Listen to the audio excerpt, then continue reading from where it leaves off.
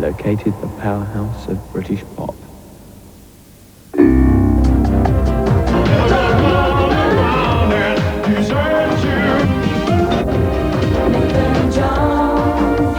Hello, it's Tony Gregory from Motormouth. I'm here to interview Stock Pete Waterman.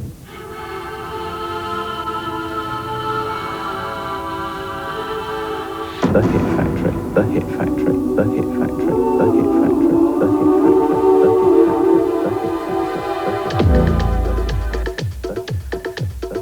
Factory. Wow, the sunken studio. Now, who are those three?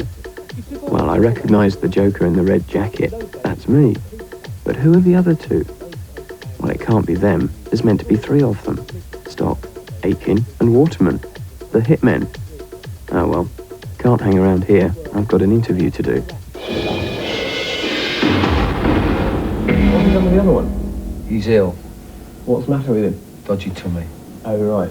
It's a big one as well, so it's quite dodgy. Oh, well, let's hope he gets better soon. But, which one's which then? Stock?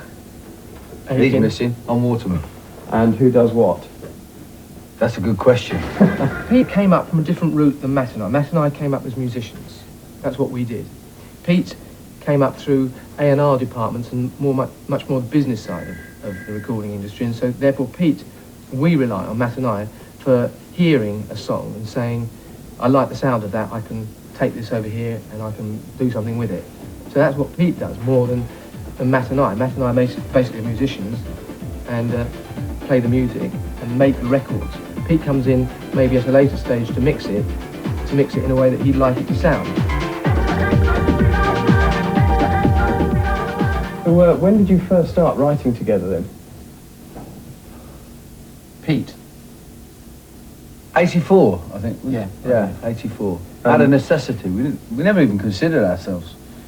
Well, I'm not a songwriter, but I mean, Mike had been doing songwriting for about 4 or 5 years. Well, probably more, but it was just that we couldn't find any songs for people to sing. And the stuff that we were being offered was what we thought so mediocre. Thought it was easy to do it ourselves. Now, what's all this about Stock Pete Waterman? I mean, Lovely fellas. Lovely fellas. What Lovely do you think of their fellas. music? I mean, what do you think of Kylie and Bananarama? And... We like Kylie. She's sweet, isn't she? Yeah. Yeah. It's very interesting. If you look back, that a year ago this week, nobody had ever heard of Kylie Minogue except kids who watched Neighbours. And here we are 1 year later with the number 2 record, Jason and Kylie, the number 3 record, Angry Anderson singing the wedding theme tune. And over this year in England alone, Kylie Minogue has probably sold 6 million records. I wanna show you my heart is so true, and all the love I have is especially for you. All right, well, let's talk a bit about some of the people that you work with. I mean, we've read all these stories about how you discovered Rick Astley. What's really the case? I don't understand why people really worry about being discovered. And I'm not talking about the kids. The pop stars themselves are worried about this word, discovered. Everybody has to be discovered. Somebody discovered Stock Aitken and Waterman. I've read various reports about how Rick says he wasn't discovered. That's utter nonsense. I mean, the fact was that I turned up at a working men's club on a Sunday night in Warrington, and there was this band called FBI, and the lead singer was Rick Astley. They sounded awful.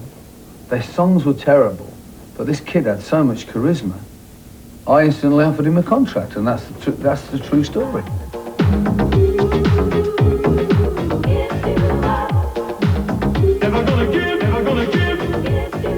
Everybody really wants to be pop stars, don't they? Everybody would like to be a pop star. Or I would think 98% of the world would like to be a pop star. All right, here's your chance for a plug. What's it called and what's it about? It's called SS Paparazzi, Don't Believe the Lies, and it's Stock Aitken and Waterman.